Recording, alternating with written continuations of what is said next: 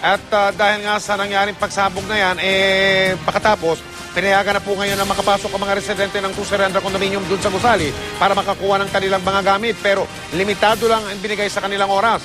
Hinihiling ng ilan sa kanila ngayon na sana'y makauwi na sila agad. Nakatutok si Bernadette Reyes.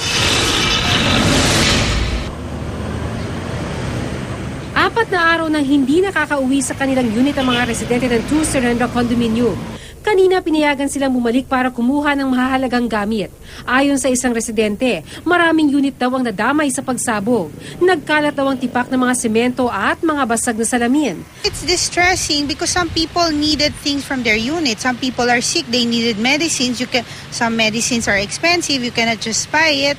As for my case, good I have my wallet. Nakaschedule rin daw ang pagpasok ng mga residente. 15 minuto lang pwedeng maghakot ng gamit at agad ding ineskortan palabas. Mahigit 70 residente ng 2 Serendra Condominium ang pansamantalang inilikas sa isang hotel. Ayon sa Ayala Land, hindi raw muna sila pababalikin sa kanilang unit hanggat wala pang abiso mula sa mga otoridad. Sinagot naman daw ng Ayala Land ang kanilang pangangailangan tulad ng pagkain at damit, pero sana raw makauwi pa rin sila agad. I understand why the investigations are long. Hindi naman madali yan to find a conclusion. But of course, I would like them to speed it up. But every day, they update us din eh. I hope that they really find out what caused it.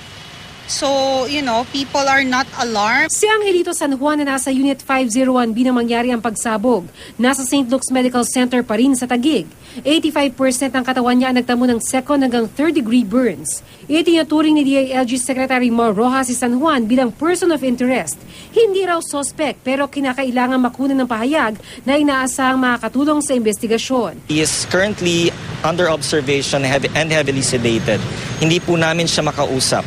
Meron pong pagtangka ang mga pulisya na magtanong sa kanya pero mismo yung mga doktor niya ang nagbawal nito. Si Attorney Raymond Fortuna ang tumatayong abogado ni San Juan at ang may-ari ng Unit 501B na si Marian Caiton na nakatakdang umuwi sa Biyernes. Bago raw maganap ang pagsabog, nagreklamo na si San Juan bandang 2:00 ng hapon ng Biyernes na hindi siya makahinga sa loob ng unit dahil walang kuryente. The information given us was that there was an ongoing maintenance na nangyayari dun sa building and that the electricity only came back at 6 p.m. that same day. Business as usual naman ang mga establishmento sa paligid ng kondo. Ang tindahan nga ni Marivic Cunanan, dumami pa raw ang benta. Mas lumakas pa. O bakit ho? Siyempre mga chismoso tao, di ba? Nag-uusisa ho dyan, mga tao bumibili. Bernadette Reyes, Nakatutok, 24 Oras.